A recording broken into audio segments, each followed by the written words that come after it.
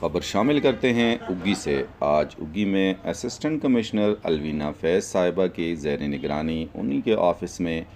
ایک میٹنگ کا انعقاد ہوا، جس میں میڈیا کے نمائندوں محمد آصف خان، ڈاکٹر عتیق چاند، حافظ ابوبکر جان،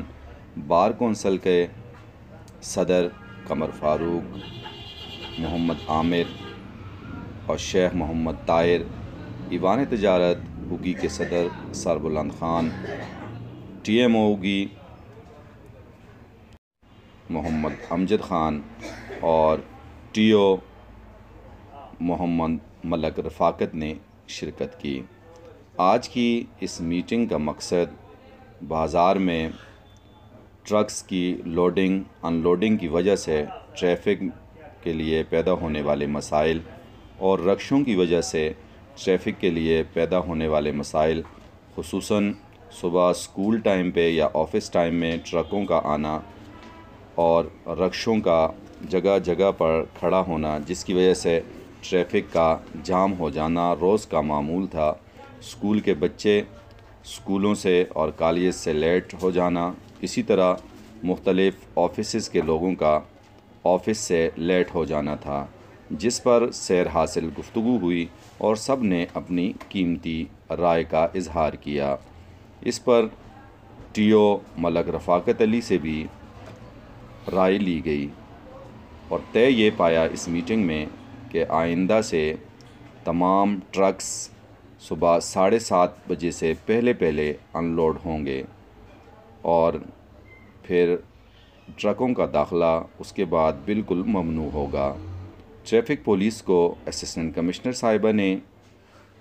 یہ ہدایات جاری کیں کہ ایسے ٹرکس والوں کو بھاری جرمانہ کیا جائے، اور اس کے ساتھ ساتھ ٹی ایم او اگی محمد امجد خان نے ریڑھیوں کا مسئلہ بھی اٹھایا کہ بعض ریڑھی بان سارا دن ایک جگہ سے دوسری جگہ مٹر گشت کرتے ہیں، جس کی وجہ سے ٹریفک کے ساتھ ساتھ عوام کے لیے بھی مسائل ہیں۔ خصوصی طور پر توحید روڈ پر لیڈیز کا آنا جانا اور اسکول کی بچیوں کا آنا جانا بڑا دشوار ہوتا ہے، جس پر ٹی ایم او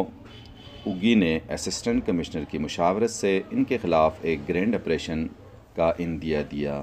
اس میں یہ فیصلہ ہوا کہ تمام ریڑھیوں کے ٹائر نکال دیے جائیں گے اور ان کے لیے ایک جگہ مختص کی جائے گی کہ وہاں پہ کھڑے ہوں۔ مٹر گشت کرنے والے یا جن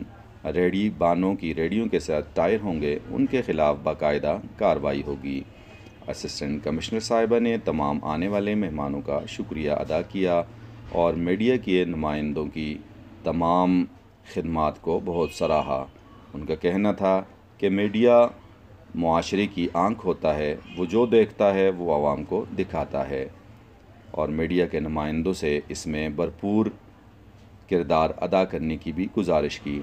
ملک رفاقت علی نے کہا، جہیں پہ بھی ٹرک دیکھیں مجھے فوراً کال کریں، میں انشاءاللہ حاضر ہوں گا اور ان مسئلوں کو حل کروں گا۔ ساتھی رپورٹر حافظ ابوبکر جان کے ساتھ ڈاکٹر عتیق چاند، آس نیوز اگی۔